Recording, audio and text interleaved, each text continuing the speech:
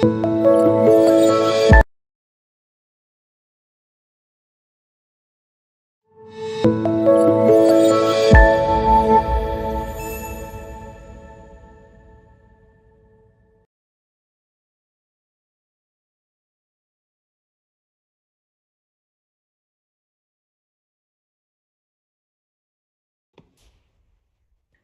evening, and I welcome everybody to DH Sparks, our weekly webinar series. We are going to be discussing a topic that comes up, which is an evergreen topic every Independence Day. Have we stayed true to the ideals of our freedom struggle? How true are we to them today? But I think this year it gains a particular relevance and a poignancy because of the uncertain times that we live in with the pandemic, uprooting so many lives, putting a lot of livelihoods into very difficult times that people are going through. But also for another reason, and that over the last 1 year, we've seen many changes in the life of this country.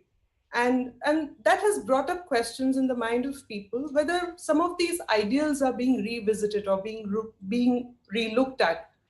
And so we have with us a very eminent panel of speakers, all of whom have thought about the question of what these ideals are, how they've shaped our nation through their work, through their writings. So without any further ado, let me please introduce you to our panel. We have Gopal Gandhi, who read English literature at Delhi University and has worked in various administrative and diplomatic settings, including as the governor of West Bengal. He's a columnist with many leading national dailies, and he is currently Distinguished Professor of History and Politics at Ashoka University. We have Akash Singh Rathod, who is Professor of Philosophy and Politics and Law at Luis University, Rome, Italy, and author of Ambedkar's Preamble, A Secret History of the Constitution of India, which came out earlier this year.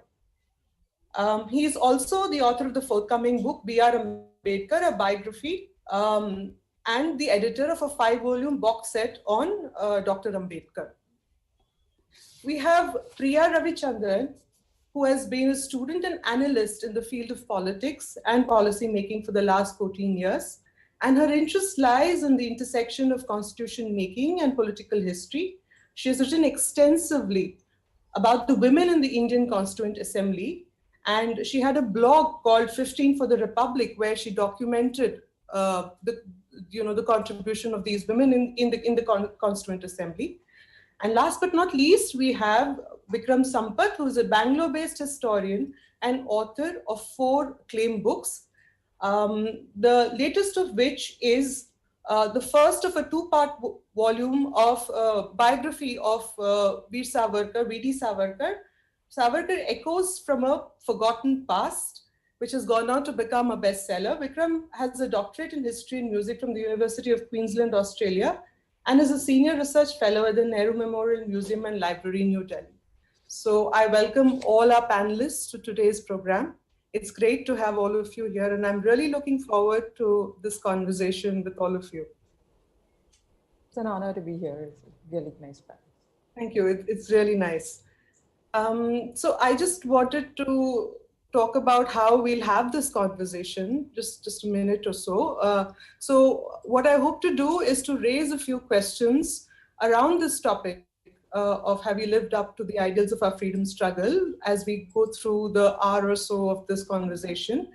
And as I raise these questions in some instances, all the 4 of you can just, answer this turn by turn, and I'll take it from one person to another. And some of them will be shorter, some of them will be longer, and I'll indicate, which could be, you could delve into it, at length. Is that something that makes sense? Can we proceed? Yes, it does. It makes sense. Thank you. So really the first question of the day is, what are these ideals of the freedom struggle that we are talking of? For each one of you, what are these ideals? There are many ways of looking at this question, and so I'd just like you to go into it. So if you can start with you, Mr. Gandhi.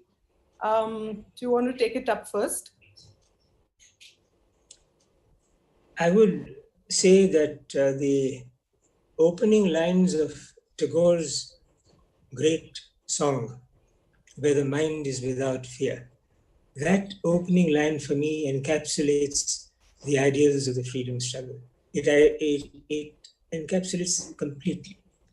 There are many ideals depending on which freedom fighter, which phase of the struggle we are talking about, but all of them resolve into where the mind is without fear and the head is held high. That is what the struggle was about. And sounding it in Bangla, it has even greater resonance. Chitto jatha bhoy shunno. Chitto jatha bhoy shunno. The voiding of fear. Uchcho jathashi. Not just head held high, but held aloft. That was the idea. Yes. No, that's great. I think what I forgot to say before we started this question was this is really a shorter of the questions that I was thinking about. So it'd be nice to get a concise idea of what these ideals are before we explore them further. So that was really perfect. So Vikram, do you want to delve into this now? Oh, sure, Aarti. Thank you once again. And it's a great honor to share space with so many eminent co-panelists, and a very good evening to everyone. And to all your viewers, a very happy Independence Day in advance. For me, the ideal of our freedom struggle is, I think, encapsulated in what Sri Aurobindo conceptualized as freedom, as being an eternal aspect of the human spirit, something that is essential to the very breadth of life itself.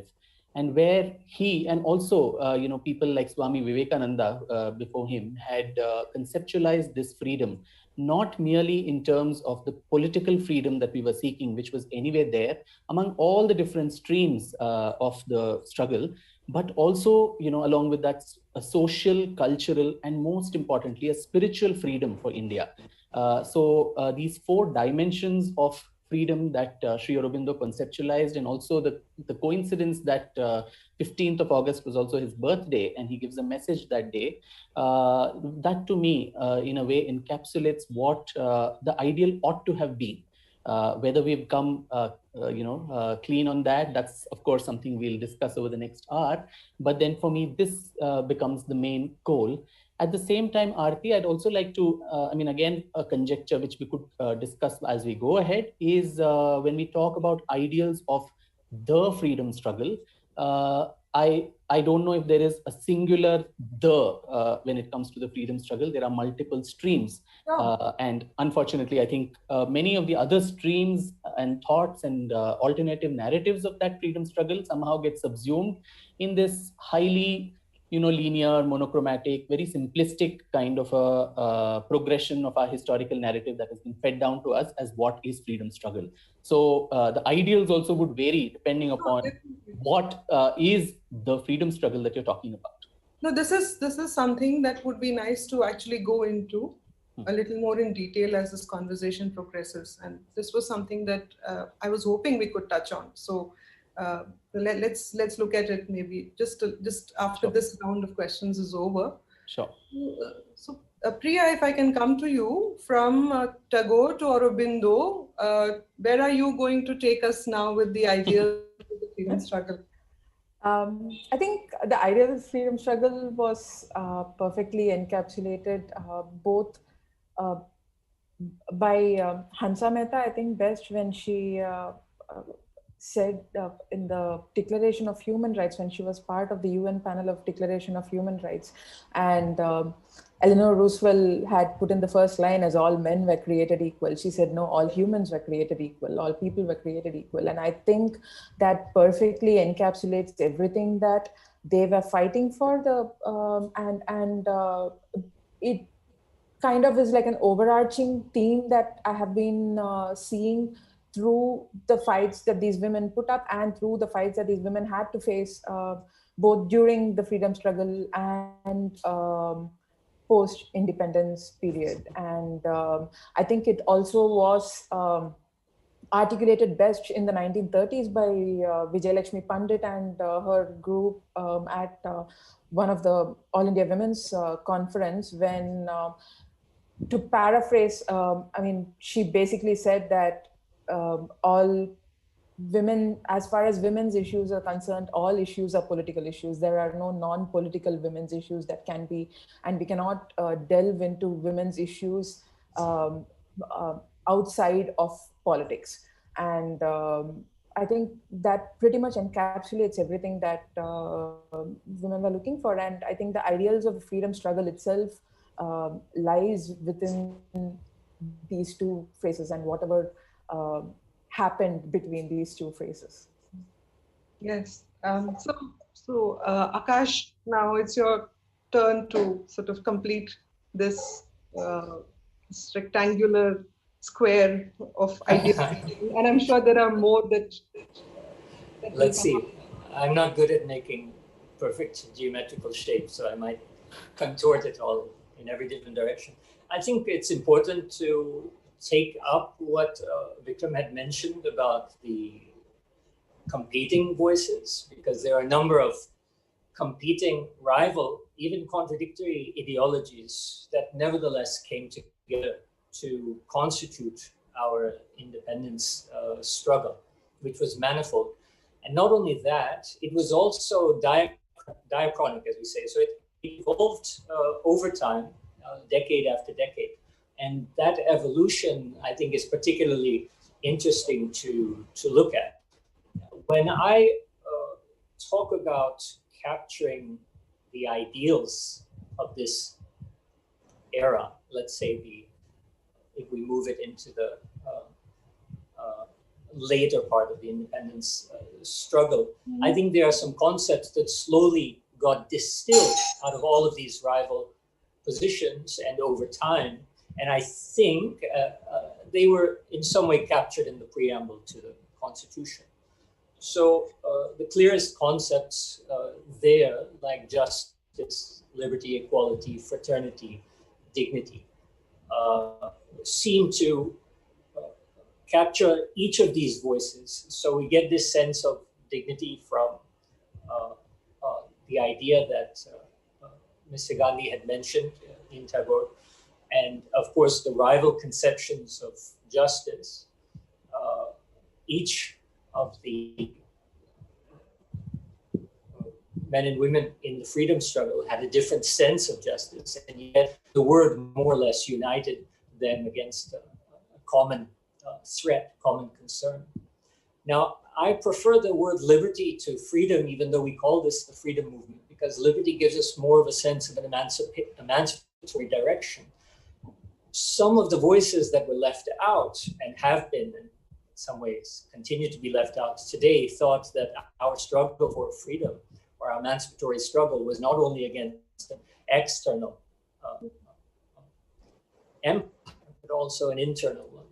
And so I think the real heart of the freedom movement, the freedom struggle, is that we wanted to find a domain, carve out a domain where freedom could be allowed in a sense of total sovereignty, sovereignty against a rival empire that had aimed and continued in some respects to aim to subdue an independent India, and freedom from within, from social factors that at that time and even in our time continue to keep people in positions of inferiority and keep people dominated. So I think it's good to fixate on a few concepts like justice, liberty, equality, but to understand that they have a wide scope of meaning. It can get filled in by different ideological positions. Sure. No, I think that gives us a sense of the different concepts, ideas at play when in a sense the nation was being built, was being inaugurated. But you know, how would these ideas actually come into play in the country that was going to be born, that was over the years was going to provide place for people to live and work and grow? with all these qualities that we just discussed. So, so if we could look at that question, what kind of a nation were these founders, these men and women, were they hoping to build post-independence? You know, was there a unified vision of what this country would be, or what, you know, what these ideas brought into the picture? From that, was there a unified vision of what this country would be? Were there different visions? And was there a way in which a consensus was found at the beginning, but maybe is no longer there anymore? I mean, these are some of the issues that these ideas bring us to next. So we can take slightly longer than the first round of questions. And if we can just follow the same order in which we can look at this question. So if I can come to you, Mr. Gandhi, what were these ideals for? What kind of country did our founders want to build? I must say the three panelists, my colleagues who have responded to your question, have stated the position very accurately, and each emphasizing a different aspect and making it very much easier for me to respond to your question. There were many voices. There were many concepts of justice. And I completely agree that justice was the key word really in the freedom struggle. It was what everybody wanted from different perspectives. There were those who said, we want political freedom now, we want elected legislatures now, but then there's somebody else who said, hold on, but that is important. But there's also something to be done to classes of people who can never get elected. What about them? We have to do something for the depressed class. And then there are those who said, it's all very well, the Congress is doing what it is for the freedom struggle, but it has almost no women on its panel. Where are the women in your agenda? So there are those who spoke for gender. So all these voices were, as was said, in a sense, they were competing voices. They were competing for the same space of attention, not just the attention of the Raj, but the attention of the people. And the Constituent Assembly was a great consensus builder. It was a consensus exercise, and it has given us a splendid document. So now if you were to ask, how has this translated into the accomplishments of freedom? It's a large question. But let me try to encapsulate it very briefly. I'll encapsulate it in small points, probably 5 or 6. I would say the very first priority was to give voice to the people, vox populi. No Raj could have done that. It is Swaraj that could have done that, and Swaraj only. So elections, electoral democracy. And there we have an extraordinary accomplishment to show to the whole world and to show to ourselves. The way our elections have given the millions of Indians an opportunity to choose the representatives, and then from those representatives to form governments which will give us the fruits of Swaraj. So electoral democracy. The second, and I think the most important accomplishment of free India was the abolition of untouchability. It was something which had to happen, all from different perspectives. Gandhi's perspective was very different from that of Dr. Ambedkar, but then it had to happen. And there was this Dakshayani Velayudhan, a member of the Constituent Assembly from Kerala, who initiated this. And we have the abolition of untouchability. It was an extraordinary achievement which went beyond electoral democracy to removing a very fundamental and flawed injustice in our society. And then there was something else which happened not quite with the same sharp focus, but with extraordinary importance for the future of India. And that was taking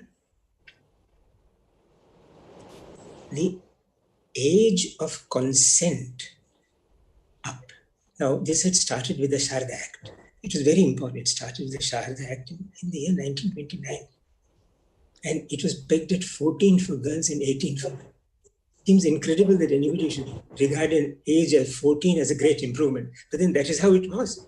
So the age of consent having gone up today is a very important fact which we must recognize. It's one of the most important sociological leaps ahead that has happened in India. And I think that didn't come in one particular legislation, though the Sarda Act was a legislative marvel. But it has happened in time. Only freedom could have done that, because only freedom gave that. And it still is nowhere where it should be an implementation, but there we have. There it is. Age of consent having gone up. The third, and I think it's a very important, almost simultaneous development, and that is the fall in the death rate.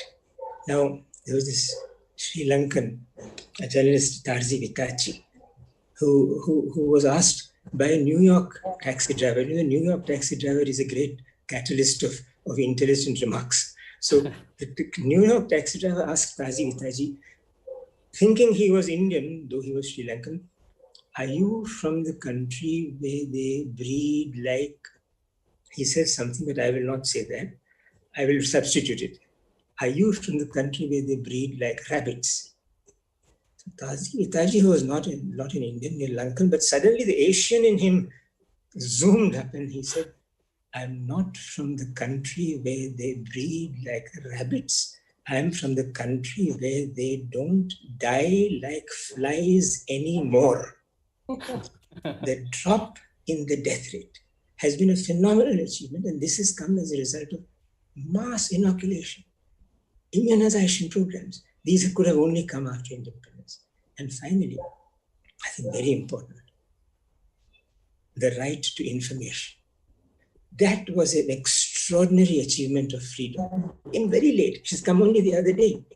But the haq, the ability to demand information from, not just to say, can you do this for my constituency? Can you do that for that place? But to demand information from nobody less than the President of India about how many gifts she had received and to get an answer. That haq has come. So I think the avoiding of fear, the removal of bhaya, of fear, has happened in all these men. Age of consent was a great removal of fear, because it amounted to saying to the boy and to the boy's family, wait, hang on. Of course, electoral democracy is what it was. So these are some of the great achievements. And I'll just add two more which have nothing to do with these freedom ideals, but which have happened, which are tremendously empowering of India. One is, and saluting the Indian Armed Forces on the eve of Independence Day. Our armed forces having minded their own business, having not budged from their duty to defend the country, to remain soldiers, has been a great achievement of freedom. If you look at what has happened in Pakistan, in Bangladesh, in Myanmar, in Afghanistan, the army morphing itself into a political alternative has not happened in India. That's a tremendous tribute to the people of India and also to the self-restraint of the Indian Defence Forces and the sense of duty and patriotism, for which I truly salute them.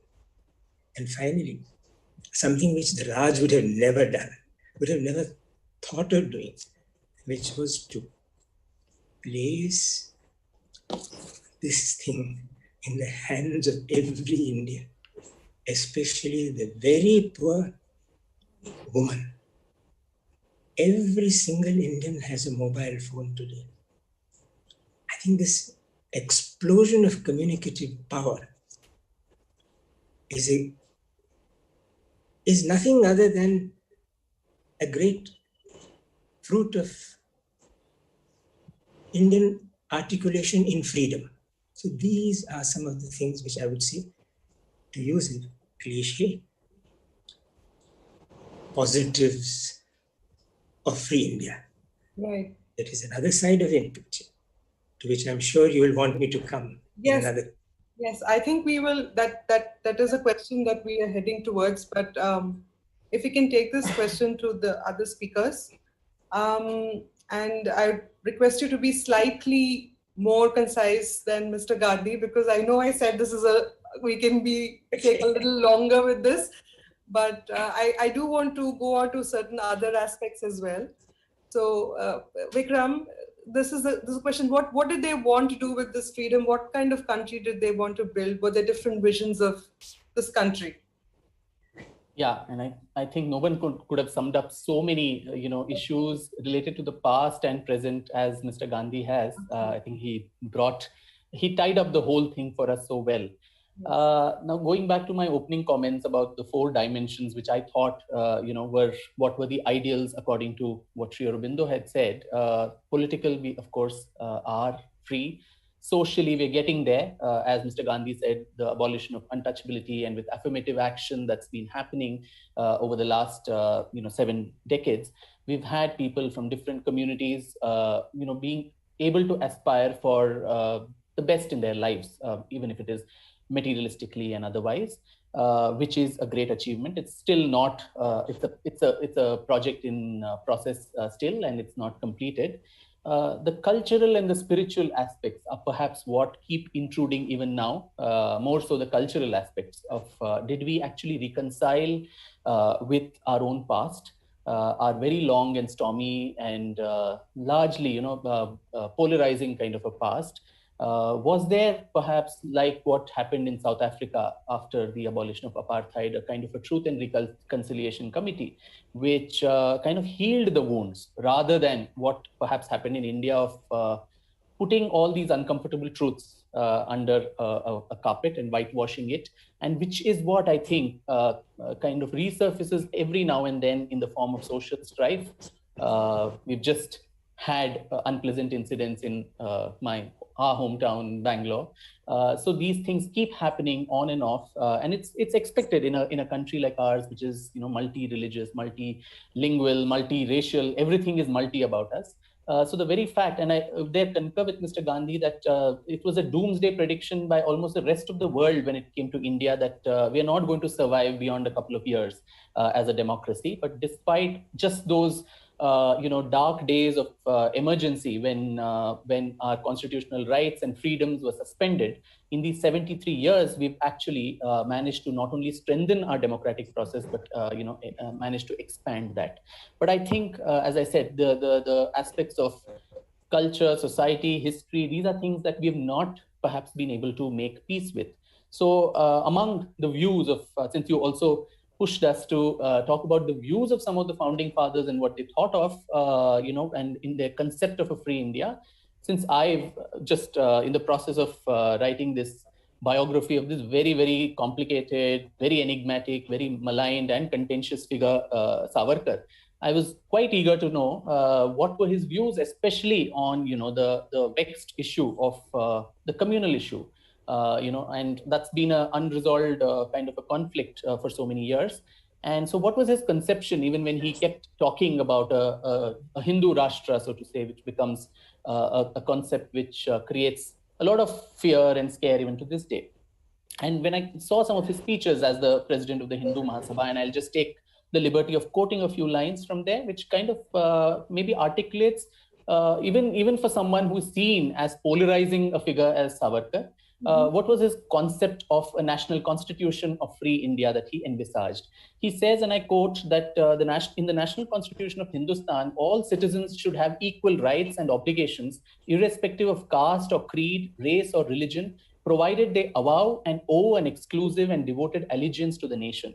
The fundamental rights of liberty of speech, liberty of conscience, worship, association, etc., enjoyed by all citizens alike, whatever restrictions will be imposed on them in the interest of public peace and order or national emergency, will not be based on any religious or racial considerations, but on common national interests.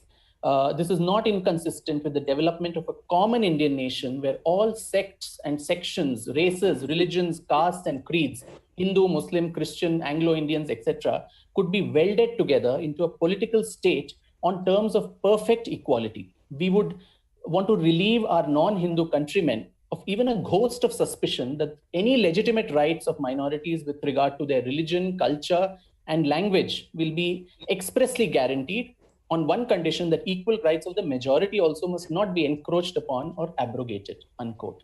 So I think even for someone who comes on the periphery, so to say, or the extreme of the so-called political correctness of the spectrum, the overriding desire of all the founding fathers, if that's a term I can use, was this whole aspect of integration, of assimilation, despite the strife, despite the diversities, despite the troubles we were facing, particularly in the leading up to partition of India. So that I think has continued to stay, and that's a lot. It goes a lot to say about the spirit of this country and its people itself, that though explicitly not much has been done to weld us together, as he said, into one nation, there have been more reasons for us to probably have conflicts with each other than to weld together. We've still stayed together in this wonderful way in all these decades. Thanks, Vikram. That was quite interesting to hear that point of view. And I think we will come back to this, and these contentions that you mentioned, these different points of view, they continue to play out to this day because obviously they remain unresolved. But Priya, we've been discussing offline, we've been talking about this topic of founding fathers, which comes up repeatedly. And Vikram also spoke about it now in passing. And we had a conversation and we said, there was more than just the founding fathers there. And they had these women in the Constituent Assembly, had a point of view. And they had huge contributions to make. And you mentioned something fascinating to me, which sounded like there was a lost ideal. The ideal of gender equality, which was there at the beginning, and maybe it still persists in some form, but seems to have become so much lesser than what it was at the beginning. So can you probably talk a bit about that? Yeah, I much prefer the term founders, or if we need to go the familiar way, founding parents, for the simple reason that neither independence nor the constitution itself was fully by men, for men, or completely driven by the men. There were women alongside them, behind them, in front of them in many aspects, in every step of the way. So founders or founding parents is a much preferred term that I'd use. And yes, to go back to the initial question, there were a lot of expectations that these women had when they came into the Constituent Assembly. And when 26 December 1950 came in, their ideal of India was that they had done almost everything that they could to ensure that women were equal in every aspect alongside with the men. And women's movement have been fighting for voting rights, property rights, equality in every aspect of life from early 1900s, 1917, 1919, when the first Government of India Act passed. That was even before that, they had been working alongside suffragettes in Britain to fighting for equal voting rights for women. And they figured quite early that unless they had the voting rights in place, nothing else could be done. And unless they had a voice in the assemblies, in parliament, whoever was helming the parliament, in the parliament, it wouldn't work if they didn't have that voice. So coming from that kind of background and pushing themselves and pushing their voices, getting their voices heard, and coming into the Constituent Assembly with that kind of struggle, with that long struggle behind them, they had hoped that the voting rights, equal opportunity that was being granted in the Constituent Assembly, and abolition of untouchability, like Mr. Gandhi put, abolition of untouchability, the idea of vox populi, everything would be the culmination of all their work, rather than the restarting of everything again. What we see in India today is almost as if all their work has been forgotten, and we are kind of starting from point zero again. I mean, a lot of us haven't heard of these women at all till recently, and we still don't know the scope of their work. There is still not enough written about them, or enough written about we are going back and almost retracing their footsteps without understanding that these are all well-trodden paths that we are walking on. And it's We have achieved a lot. I would say that we have come a lot. We have equal property rights now. Thanks, 70 years on, we have managed to figure out property rights for women. But it's almost as if voting rights are the only thing that women have right now that is on par with the men, and in a lot of cases, not even that. We still are fighting for basic issues like identity cards for all women, and there are suppression of women. Oppression is one thing that we managed to abolish during the Constituent Assembly, but suppression is still social suppression that Vikram and Mr. Gandhi pointed out is still ongoing. So I think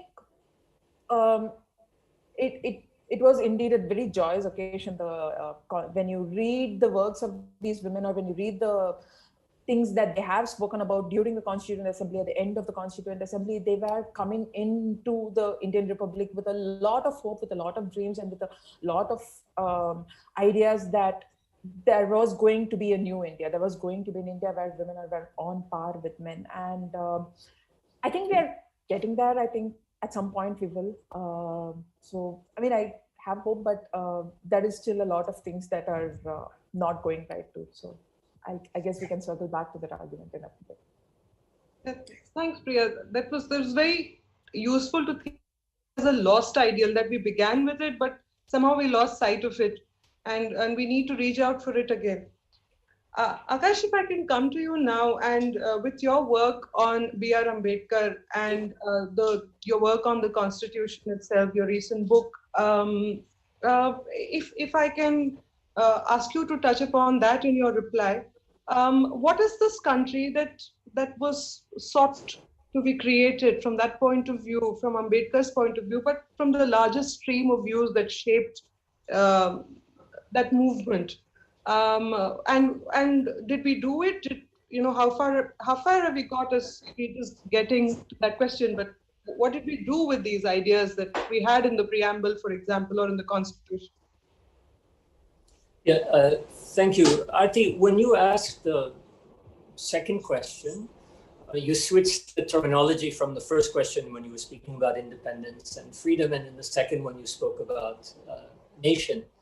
And now, when you look at, when I was answering the first question, I mentioned a handful of concepts: justice, liberty, equality, fraternity, dignity. And one concept I did not mention, even though it appears in the preamble, is nation. And it's quite interesting to realize that when Dr. Ambedkar was drafting the preamble, now just a footnote to that, that's of course my claim that he was more or less the single author of that document, which is a very contentious claim to make, but just humor me for the time being. When he was drafting the original preamble in 1948, he did not include the word nation. In fact, the fraternity clause, which everyone knows he single-handedly introduced because he was thanked multiple times during the Constituent Assembly debates, thanked in person for adding that term.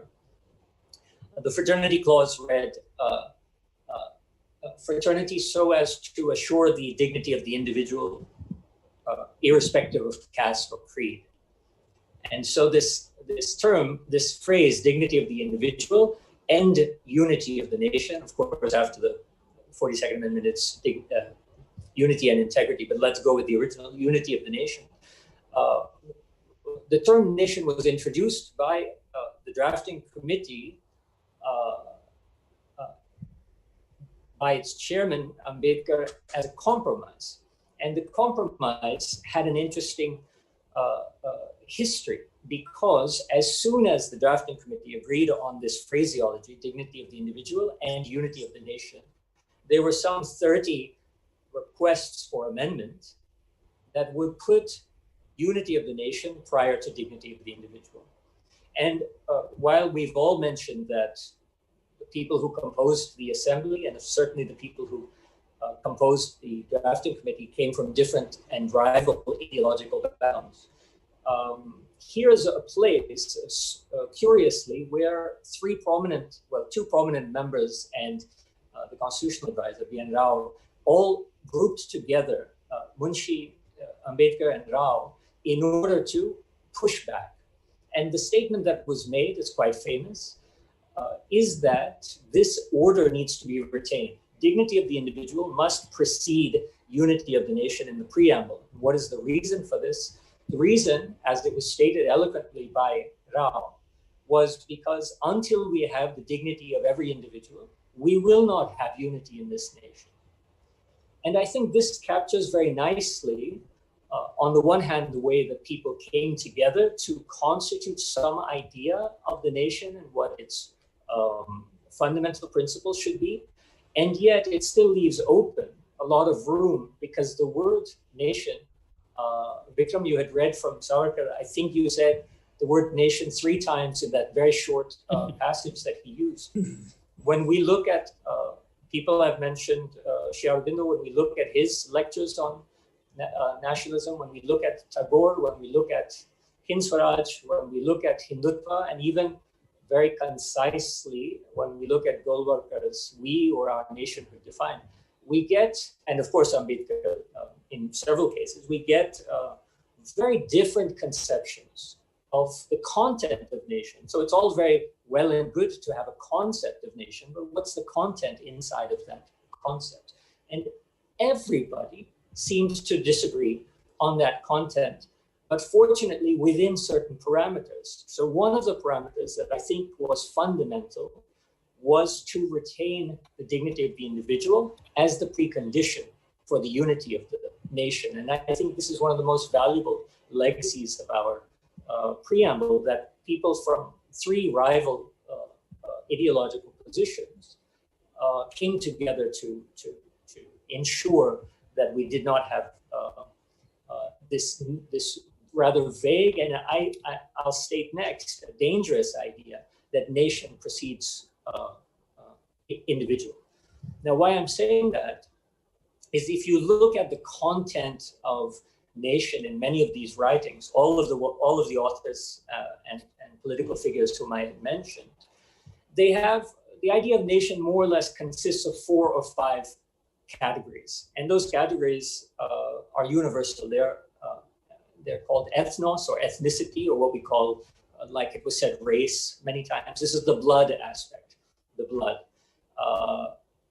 Then there's territory, the soil aspect. So you have blood and soil, the very common nationalist mantra, right? Blood and soil. Then you have religion, language, and culture. And these 5 concepts will manifest in the writings of each of these figures, irrespective of what position they take on them. So how they get filled in becomes very important. What language? Can we have a diversity of language, or must we have a unity of language in order to have a unity of a nation? What religion? Can we have a number of religions, or must we have one dominant religion in order to have the unity of our nation? What blood? Must we have North Indian, South Indian, tribal? What blood makes us belong to the Indian nation? And so on. So the conditions about nationhood, the word is very dangerous. It appears in our preamble, but it appears in a very specific context, a very important context. But the vagueness of the term and the danger of the term is that we can fill it in with all sorts of exclusionary conditions in terms of race, language, religion, culture, and history, rather than inclusionary ones. And so, as Priya, I'll say this in public if you don't mind, I really love your writings. I've learned so much from them about the contribution of that breaks out of this mold of the founding fathers template. In which ways does the mold of the nation, this category of the nation, in which ways is it inclusionary, inclusive, in which ways is it exclusive? And this is something that has radically altered over the last 73 years. I think it's radically altered because in the Constituent Assembly, there were a number of rival positions, each of whom had a different conception of the nation, but they allow certain fundamental conditions to prevail, such as the respect of individual dignity. And today, we have just as many rival ideologies. In fact, we have fewer, because there are there were anarchists and other political positions represented in the Constituent Assembly that have almost disappeared today. So I would say we have fewer rival ideologies today, and yet we have fewer ground rules as well, fewer agreements about the fundamental rules of the game. What lines can you cross and what lines can you not cross? And you just have to look at the Constituent Assembly and see how people who loathed one another treated one another with basic dignity and respect. Whereas today we pick up sticks and stones to deal with our political rivals.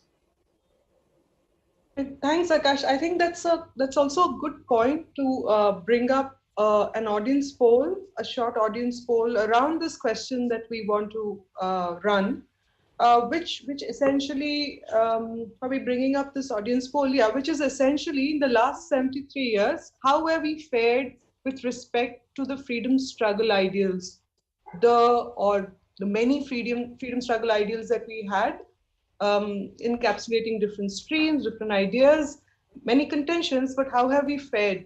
So this is a poll that the audience can take. You have one of three responses to choose from. We have progressed, we have regressed, or we are exactly where we were at the start. So we'll bring up the answers to this towards the end of the discussion. Aarti, this is quite undemocratic that hosts and panelists can't vote. You're not extending universal franchise. You need to voice your view. you can have a voice vote. Are those options, or is that the sequence? Because I would say all three are true. We have progressed, we have regressed, and we are back to where we started. I think there should have been one more which said all of the above. So I just wanted to take a moment here in the discussion to, like Akash was responding to Priya, if there is something that anyone else wants to bring up that you picked up in the discussion so far, that you'd want to respond to any of the points that any of the panelists raised, we could take a moment here to do that. Yeah, I'd like to just add to what Akash said. I think he brought it up beautifully, the matrix of, the 5 dimensions that define nationhood. And also the fact that probably the individual preceding nation. I don't know. I mean, how much of that is the case, especially when one sees, the architecture of freedom of speech itself that was, hotly debated, and finally what we came up with, in the Constituent Assembly debates, because the framing of the Constitution was surely considered as a transformative moment in the history of our country after decades of struggle. And so the fundamental rights and the freedom of speech and expression that were enshrined, of equality before law, etc., where it places, an autonomous and an enlightened individual, at the core of the entire constitutional order. But then when one also reads all the debates and discussions around this, the final version of the freedom of speech, etc., which comes in Article 19, the opposition to that ranges from the far right to the far left, from Somnath Lahari, a communist, to Shama Prasad Mukherjee of the Hindu Mahasabha. And in between you have Bhupender Singh Maan, Hukum Singh, all of them who opposed the move brought in by Ambedkar, Patel, Nehru and others, which was kind of continuing the same colonial law, which actually put the government now in precedence of the individual, which said Article 19(1), and then you have a subclause which says all these freedoms that is given to the individual can be taken away at any moment, in the interest of the sovereignty and integrity of India, in the security of the state, friendly relations with foreign states, public order, decency, morality. Now, how do you define decency and how do you define morality? Contempt of court. Today we've had a case there, defamation, incitement to an offense. The first amendment that came in 1951, even before Parliament was convened forever. So I wonder whether the individual was given any precedence here. Though in principle, it was supposed to be the enlightened core of the new constitutional order, but this very important right itself took that away, and it made the government, which is more scarier than putting the nation ahead of the individual, where it is left to the whims of a government of the day, which could have its own agendas and political actions that can run amok. So right in the constitution there somewhere, we also embedded this after a lot of debate and discussion and dissent, that there was nothing fundamentally wrong in the colonial law itself. It should be retained. But now, because it's a indigenous government that is there in power, nothing should be said to kind of create disaffection for the government. So I think that also is a very problematic issue, according to me, which kind of circumscribes the whole idea of individual freedoms of people. Right. So can I carry on? Is there something else anyone else would like to say? Can we move on? I just had a point to, I mean, it kind of agreeing with Akash. So you pointed out aspects of where dignity comes before nationhood. Is that, I'm reading that right, Akash? I'm hearing, was that right? You're talking I'm about sorry, I was reading the chat. You know, we've been asked very interesting questions in the chat, so I didn't hear what you said, Priya. No, you were talking about dignity of the individual being put before nation.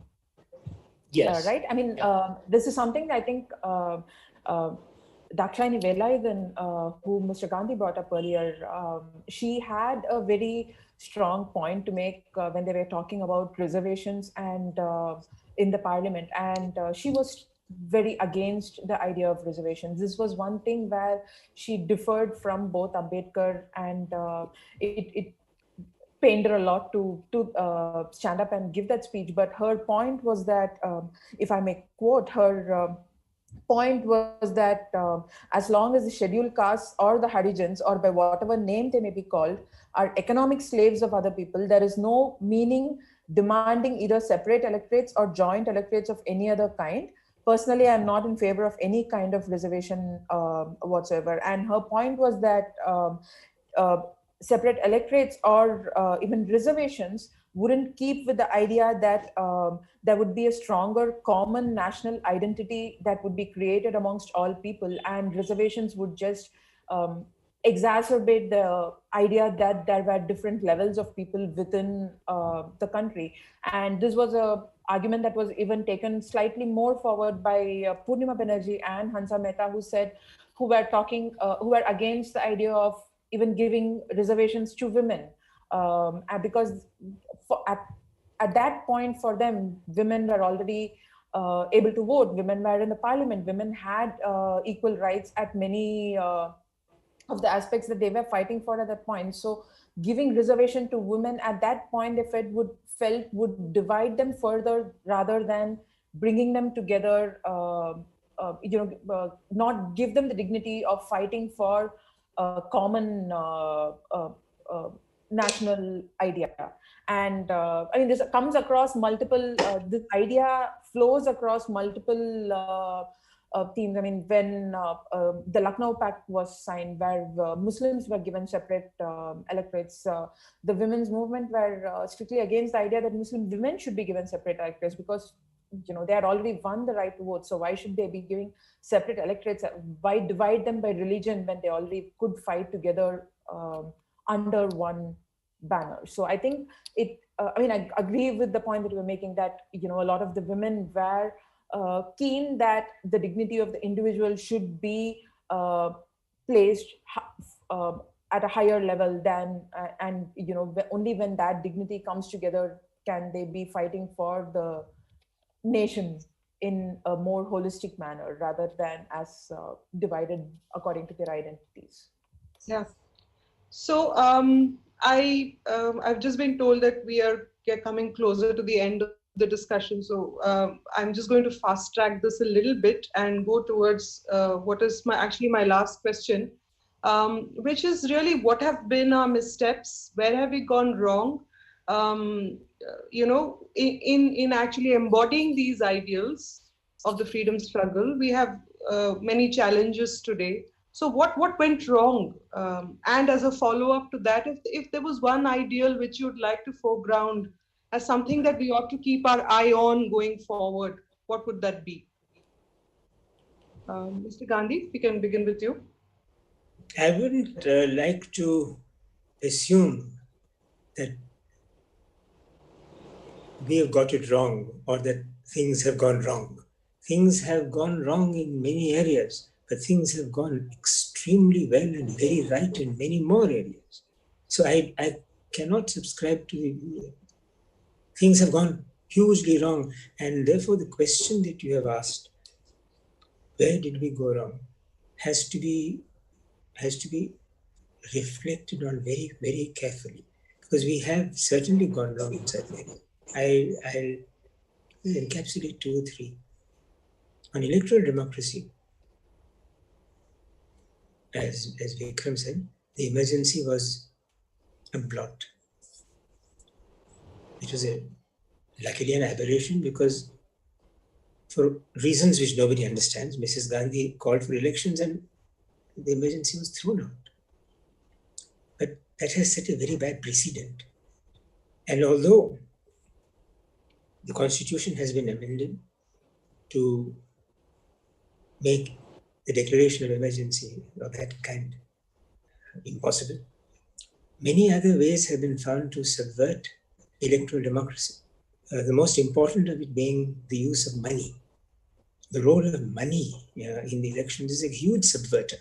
I think there we have gone wrong, and we is the right word. We is a very composite word.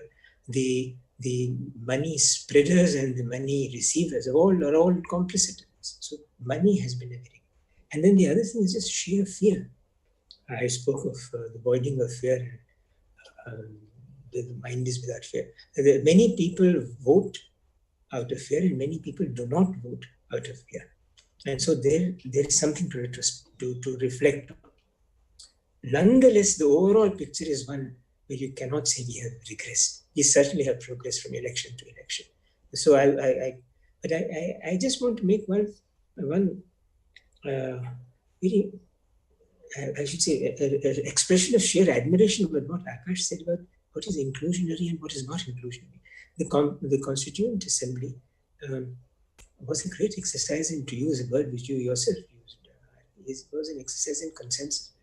In getting a large number of people to agree on a certain draft, though many couldn't, but to agree on the basic draft. And on the very first article of the Constitution, Article 1 of the Constitution, India, that is Bharat, shall be a union of states, there was a huge discussion. And Dr. Ambedkar saying India is important. India should come before Bharat. It says a lot. And I now want to just refer very quickly to a point which Vikram mentioned almost in passing in that fascinating quotation, long though it was, from Savarkar's speech, in which listing the various denominations of India by religion, he lists one, not by religion, but by ethnicity, Anglo-Indians. Now, Anglo-Indians were given a position through a nomination procedure in the Lok Sabha and in certain state legislatures. Anglo-Indians were probably unelectable as a community. So they were given that position. That was an extraordinary step in inclusionary consensus building and in inclusionary participation. And very recently, this very year, that procedure has been changed. And the nomination of Anglo-Indian members has become a matter of the past. So there, I think we have regressed. Right. Vikram, do you want to take this now? Where have we gone wrong? Or let me rephrase that. Where do you think we could have done better? Did we lose sight of these ideals? And is there something we need to keep our eye on now from all that we've discussed?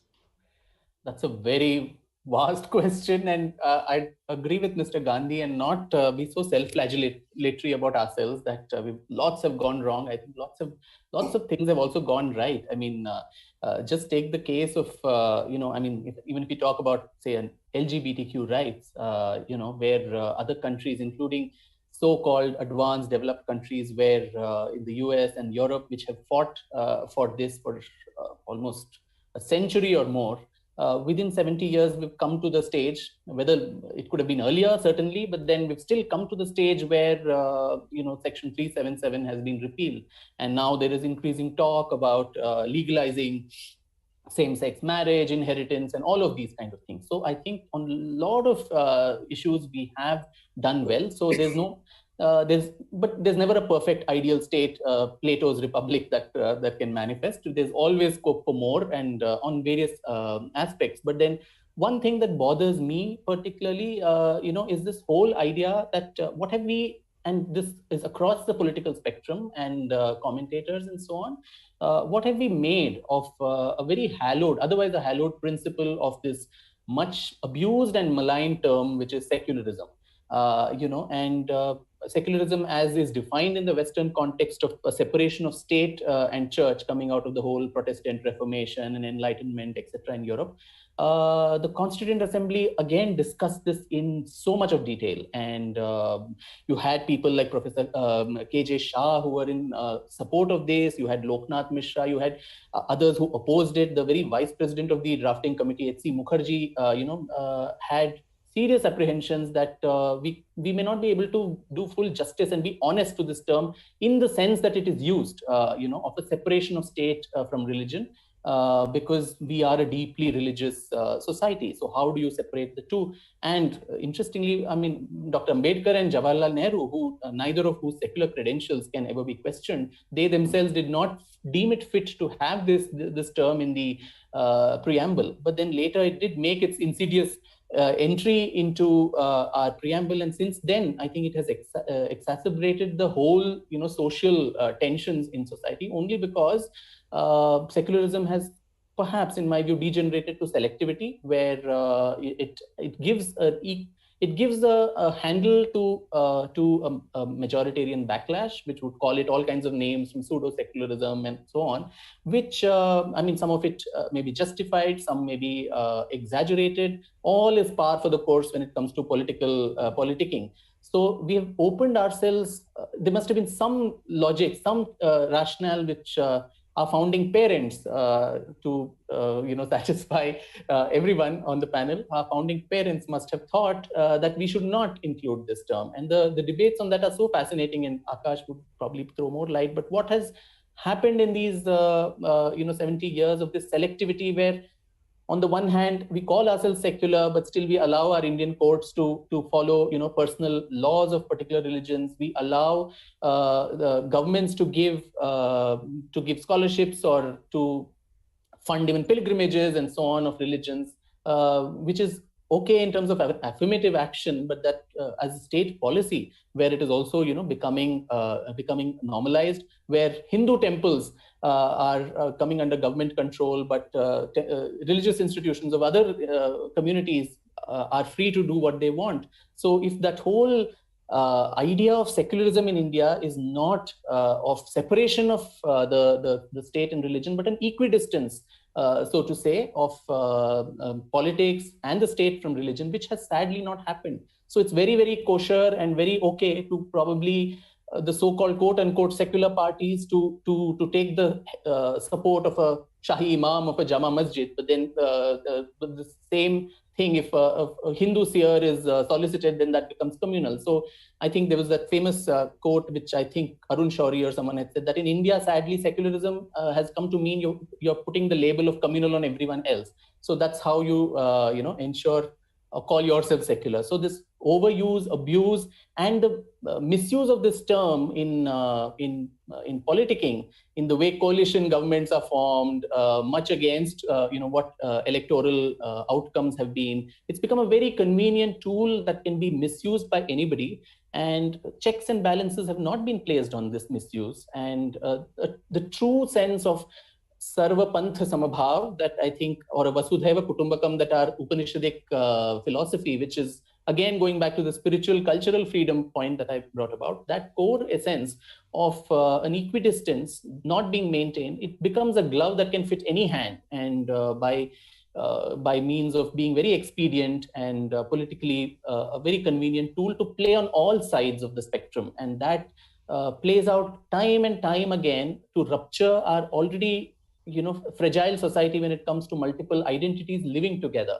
So I think we're playing to fire there, and even now I don't think there's much consensus or much talk or as to how to circumscribe, how to define, how to limit the misuse of these kind of sensitive terminologies when it comes to their usage in public space. Right. Right. Thanks a lot for that, Vikram. We have some audience questions that have come in, so we need to wrap up this panel discussion round maybe in the next 5 to 7 minutes. So if I can ask our other two speakers to be slightly more shorter in their responses, so that we can look at what the audience, what kind of questions they have in their mind. I'd like to take this to both of you now, Priya and then Akash. Where have our feelings been and where do we go from here? I agree with what Vikram said. Thanks for calling them founding parents. I take it as a personal victory. Oh, no, I'm very, very pro-women. I agree with what Vikram said in that that we have come up a long way in the past 70 years, and US is just celebrating 100 years of giving women the right to vote. They are Amendment 19, and we are already to 70 years, and we started with universal suffrage, and I think that speaks a lot about where our values were when we started, and what our intended direction was for the republic itself. But I think we have faltered quite a bit since then, and there are two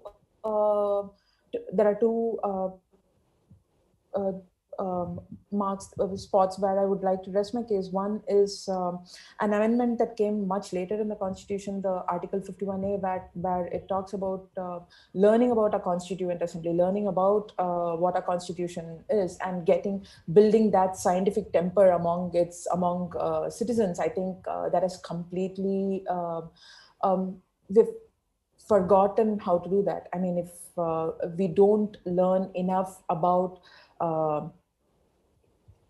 what it took to build this nation, we kind of stop at the national struggle and the independence movement, and then we don't go beyond that. We don't see what kind of knowledge or what kind of arguments actually built the republic, and that is a big failure. And with that failure comes the failure of imagination, of the kind of things that these people stood and debated, and the kind of the nuances that were debated in the Constituent Assembly debates. It's all there, and we just need to go and look at it for us to gain an understanding of how broad and how deep the imagination of was for independent Indian Republic. The other failure, I think, is we don't know what to do with our women, honestly speaking, and our lawmakers don't know. And their default position is, if a problem arises, let's create a law to solve the problem. And it has all it has done is segregate women more and more within Indian society itself, rather than create an umbrella under which all citizens can thrive with dignity and live with dignity. We end up having laws. I mean, there are almost 15 laws since independence where women's safety is concerned, and we are still making those laws. We just don't know how to use the capacity of the state or existing rights that are guaranteed by the Constitution to enforce whatever laws that are already there. And we keep thinking that if we build these little glass houses that can keep our women safe, that can keep our women, ensure that our women get all the things that they need within that glass house, then the dignity of the women is guaranteed. But it's not that. Women don't want to be in those glass houses. We'd rather be outside and have our dignities guaranteed outside. So I think that's one of the other places where we have failed significantly. And I'm hoping that, as we move forward, these things bubble up a lot more. And we are already seeing revolutions happening. It's become such that unless there is a revolution, women don't get the rights they need. And I'm hoping we are at a place where we don't need that revolution repeatedly. We didn't have one where women's voting rights were concerned, so we don't necessarily need one for any of the other rights to be guaranteed. So I'm hoping we reach a place where it becomes norm to have to consider all people as equal and not have that little extra footnote where it says women included. Yes.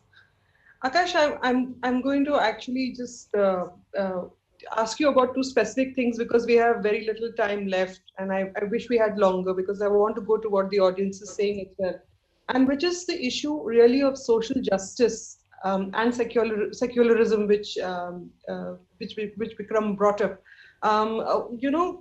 There is a view that we have failed on both these counts. I mean, how do you look at this? I mean, have we failed? What has happened with this? Well, you've given me a very short amount of time in a very contentious topic.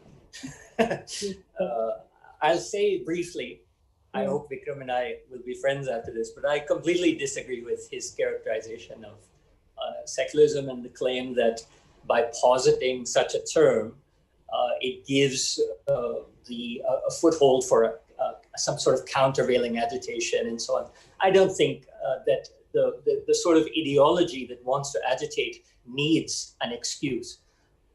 But still the issue remains. And of course, I understand the historical circumstances that you're referring to about it not appearing in the preamble and so on, but there were, of course, separate reasons for that. There was no democratic constitution in 1949 that had the word secularism in its preamble, and this was an important, the idea of precedent was important. But anyway, that's not so important to get into now. I just want to say one thing. In terms of social justice, there is no denial about certain advances that have been made. So if we take these concepts, liberty, equality, and fraternity, let's look at equality. A huge amount remains to be done. There's no question. But significant advances have been made, and many of those advances are thanks to reservation, irrespective of what sort of externalities it throws out and what possible problems that people might think that it creates. It's probably largely responsible for all of the advances that we witness in respect to equality. In terms of liberty, here's the point where I would like to disagree with everyone, especially the optimism, because I don't think that it's right to look back and see emergency as a blot on Indian history. What I think we have to pan out from another larger point of view and ask ourselves why we have had only one. Because we're in an environment today where everything that is effectually possible under emergency is now possible without emergency. And for this reason, it would be better to have emergency than to not have emergency if all of the consequences that are effected under emergency are now possible with impunity. At least emergency, in this case, gave a foothold for countering and unifying counteractions. In this case, we don't know what to do because we don't know why this person is in jail, why that newspaper is suppressed, why this NGO is indicted. We don't know why liberties are taken away in terms of movement, in terms of speech, in terms of assembly and so on. And yet, thanks to 30 years of, this is not an internal issue, right? This is global politics playing out, the rise of global capitalism that has undermined the possibility of a sovereign welfare state. But whatever external and internal reasons, today, and this is the conclusion about advances and progressions, today it is possible somehow to achieve extra constitutional emergency situations without even a sort of a popular awareness of what is being violated and how do we address this situation. And in that respect, irrespective of the advances that are made in equality, we don't know what is the situation with liberty, because in some respects we've made great strides, enormous strides. I mean, I think Vikram captured this very well. One of the moments that I experience most nationalist pride is when I land and I see a third gender option on our immigration card, because you don't see that in many countries, right? When you land, you're either male or female. The very fact that we've been able to transcend these categories fills me with a huge amount of pride. So there has been advances in terms of liberty, but the thing I would just end with, I know you wanted me to end earlier, is fraternity. And I think here we have slid very, very far backwards in terms of fraternity. So given the conditions,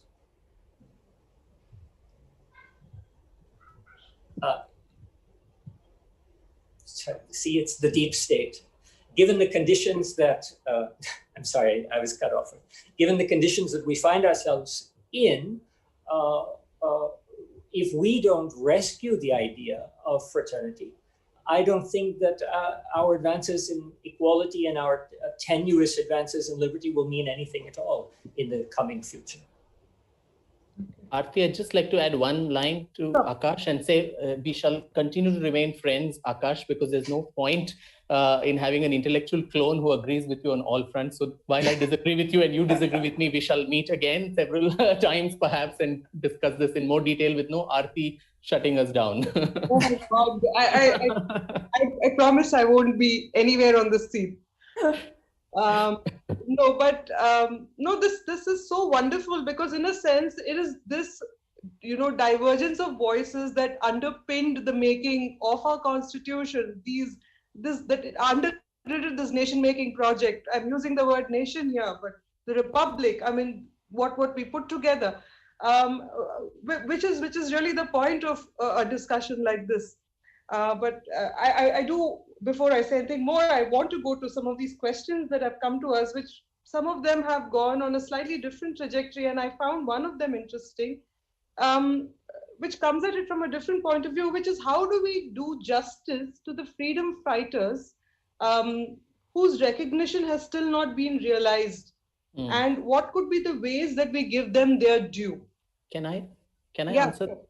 Yeah, because I did mention right at the beginning. So, I mean, what Priya mentioned about women too, who've been ignored, their role in the freedom struggle. I think the whole idea, and that really riles me up a lot, that 73 years after freedom, we don't really know. We don't have the finger on the pulse of what exactly got us independence.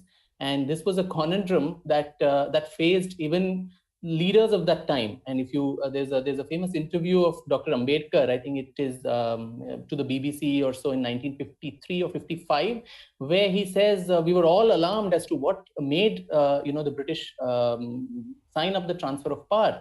Was it the World War, etc., etc.? And he comes up with his own hypothesis, which says it was the Indian National Army and the mutiny, the Royal Indian Navy, then the Royal Indian Air Force, and also the army, which went in simultaneous rebellion in different parts of India, particularly in 1946. And within a few months of that happening, we had 2.5 million Indian soldiers in the Indian army by the time of the end of the war, controlled by the British overlords who were 40,000. So the minute these 2.5 million actually went in revolt, it would be a repeat of 1857, which the British all the time feared. And they knew that once the army, the soldier could be seduced towards patriotism, then there would be very little for the sun not setting on the empire at all. It would set any moment. So the cabinet mission plan, etc., of Wavell happened very much after this. So, but then how much of that do we know in our history textbooks? We don't even have any clue about this armed conflict. Like I mentioned right at the beginning, the very simplistic, monochromatic, linear narrative, which can do well to fit a 2-hour Richard Attenborough film. But then the truth is much more than that, where along with the mass movement and non-violent movement struggle, which had a huge impact on Indians, the armed conflict was never something that went underground. Right from 1857 to 1946, you had an unending stream of people who also took up to arms to fight the British. And most of the reforms, if you see, the Morley-Minto reforms or the Montagu-Chelmsford reforms, the Government of India Act, and the final freedom were all preceded by bloody acts of violence. So, and these are names, again, in that long list, whom we don't even know. a child who goes to probably a cellular jail or Kalapani and sees the hundreds of prisoners there, largely from Bengal, Maharashtra, and Punjab, don't we as a nation owe something of a gratitude to these forefathers who kind of gave up their everything, most terrible kind of sufferings that they underwent? We have conveniently put all these names away because there needs to be a kind of a narrative that suits politics. And so that, I think, is a very, very distressing fact, where we're not even a grateful nation. And so forget ideals. I mean, the first ideal of any thing in a relationship too needs to be gratitude. And when that doesn't come in, I don't know what else can be built over it. So I think now, if not textbooks and so on, I think there are these subaltern voices which are waiting to be heard. The parallel alternative narratives of the Indian freedom struggle, which can quite flip in the face of the mainstream narrative that is fed to us, which are dying to be told. And I think if not through government, and I hope it's not through the government, because wherever governments enter, they mess things up. So individual efforts, individual scholarly efforts, intellectual efforts that would go into resurrecting these stories as like the women stories that need to be told. I think this stream also needs to be told in a large way. The tribal uprisings, all of which were armed conflicts, they were not non-violent struggles. So this story deserves to be told loud and clear with a sense of gratitude for what has been done for us today. I kind of agree with Vikram in that they have ended up being very linear stories. Even the stories of women freedom fighters have also been very, very linear. I mean, we always talk about Kasturba with a spinning wheel, or Kamala Nehru Indira Gandhi playing with her little dolls and showing how revolutions can happen through dolls. And we had people like Leela Roy, who was part of the INA and who encouraged women to learn how to build bombs and pick up guns and not be sitting inside the houses. And we had people like Malti Chaudhary, who was working side by side with Gandhi on the ground. And it has become just easier to fit these narratives into these molds. There was a woman freedom fighter, and this is how she was, and force fit them. And even post Republic, when our first elections were happening, the kind of issues that the first assembly, the first government had to go through. I mean, they came up to a matriarchal society in Northeast. They weren't sure how to register matriarchal societies. I mean, it was always men with properties and women depending on the men for their rights, and they weren't sure how to handle that. And they came upon all these women in North India who refused to give their names, and they were in a very Margaret Atwood way known as of this man, wife of this man, or son of this man, or daughter of this man, and they refused to give their names. Our first elections, there were less than 2%, I think, of women who voted. Compared that to the number of women who vote today, and it's just been incredible how much we have progressed. But it's not because we know these stories and we're building on these stories. It's just sheer luck at this point that we have come this far. But I think we have reached a point where we need to learn these stories in the context that they were situated, and understand what happened to know where we need to go. Can I go to the next question? So this was from Suket Singh, what we just discussed. We have a question from Katyayani Chamraj, and I think we will have to end with this question because we are actually over time already. So what is the way forward for the opposition parties against the behemoth that is the BJP? How should they build an effective opposition? How should India build an effective opposition? Do we have any lessons from our freedom ideals for something like this? What is the practical application of something like this? Anyone who wants to take it?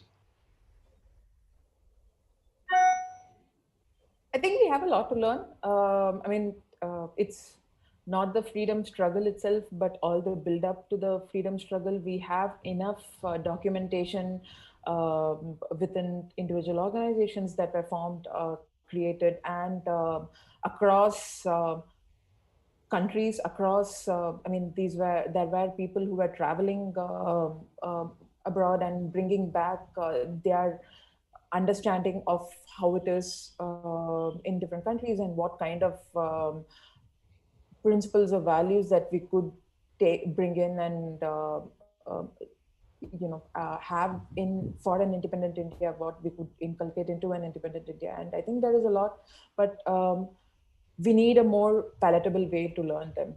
The way they are right now is kind of difficult to even understand where all they are and where to start. I think we learn more about independence movements in other countries and leaders from other countries, and what Vikram or even Akash is doing, writing about bringing off bits and pieces of, like, say, the preamble, or even talking about Veer Savarkar in different contexts, situating them in different contexts and building up on the repository of material that we have about these leaders. I think it's just in the last decade or so that we have actually started focusing a lot on these leaders, on these movements that brought us independence and the movement that brought us republic, and kind of picking apart their thoughts and their struggles. And I think if given this route, we are going in the right direction, but more needs to be done in this. Anyone else who wants to come in on this particular question? Okay, then in that case, I think we will bring up the results of the poll that we had a while ago. So here are the results. We have progressed according to 49% of the people. We have regressed according to 44%. And we are exactly where we were at the start, say 7% of the people. So I think we are evenly poised as far as... Aarti, in effect, Akash has won the debate because I think Mr. Gandhi, Priya and I all said we have progressed to quite an extent. So it was only Akash who kind of... wait, I think he said all of the above to some extent. Yeah, so, yeah. Sorry, Akash.